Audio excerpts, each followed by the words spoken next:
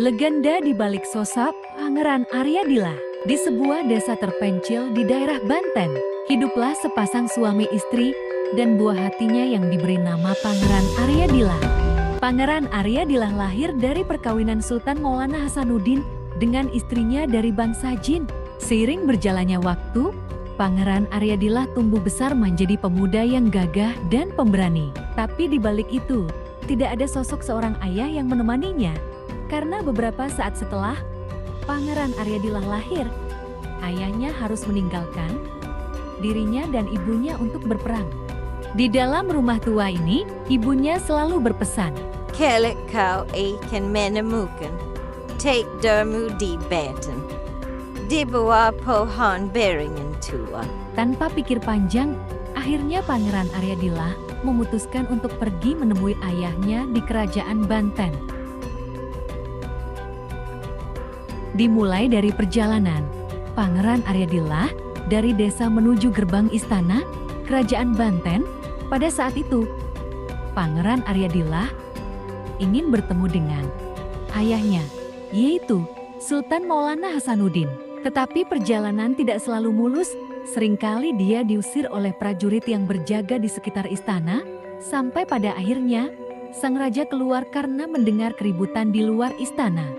Setelah bertemu dengan ayahnya, Pangeran Aryadila berkata, "Aku datang bukan untuk mengemis atau meminta, tapi aku datang untuk mengenal ayahku." Lalu sang raja menjawab, "Jika benar kau anakku, buktikanlah, rontokkan seluruh daun pohon beringin di halaman istana."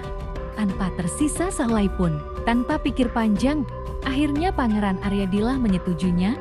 Pangeran Aryadila langsung duduk di bawah pohon beringin tua yang ada di halaman istana dan memejamkan mata sembari memanggil kekuatan ibunya. Angin tiba-tiba berputar kencang dan dalam sekejap seluruh daun beringin rontok bersih tanpa satupun yang rusak atau tertinggal di dahan.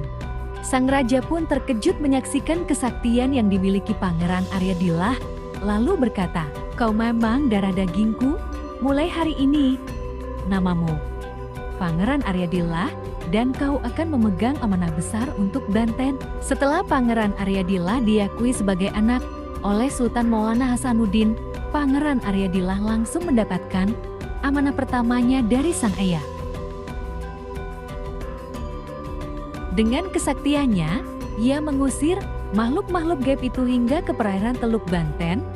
Tempat itu kemudian dikenal sebagai Karang Hantu, yang kelak menjadi pelabuhan Karanghantu, pusat perdagangan dan ekonomi Banten. Di pasar Karanghantu, para pedagang merasa lebih aman dan nyaman, sehingga perdagangan Banten semakin maju. Di balik kemegahan Kesultanan Banten, terjadi konflik dengan pamannya, Prabu Pucuk Umun, penguasa Banten Girang, yang menolak kekuasaan Islam di Banten. Bersama Sultan Maulana Yusuf, Pangeran Aryadila menghadapi perlawanan tersebut dan berhasil menduduki Banten Girang, mengakhiri kekuasaan lama dan membuka jalan menuju masa kejayaan baru. Saat konflik dengan Pajajaran memuncak, Aryadila memimpin pasukan Banten menaklukkan Pakuan. Di medan perang, ia berkata pada pasukannya, "Kita berjuang bukan hanya untuk tahta, tapi untuk masa depan Banten yang damai dan makmur." Ketika Maulana Muhammad Nasruddin menjadi penguasa Banten, kesaktian Pangeran Aryadila diperlukan oleh Sultan yang berencana hendak menyerang Palembang. Atas perintah Maulana Muhammad, ia berangkat ke Palembang untuk menaklukkan negeri tersebut, akan tetapi disinilah pasukan yang dipimpinnya mengalami kekalahan sehingga membuat dirinya gugur.